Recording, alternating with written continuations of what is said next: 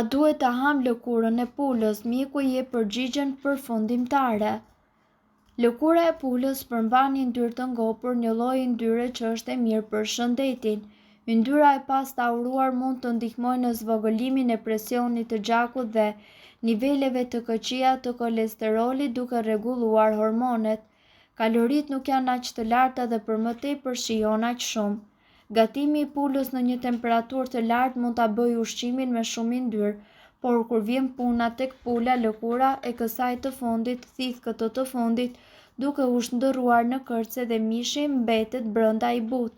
Për më tepër vlen të thuhet se lëkura e pulës ka edhe sasi të konsiderueshme të omega 3 dhe nëse hahet në sasi të mëdha mund të çojë në probleme shëndetësore. Kjo është arsyeja pse moderimi është gjithmonë çelësi.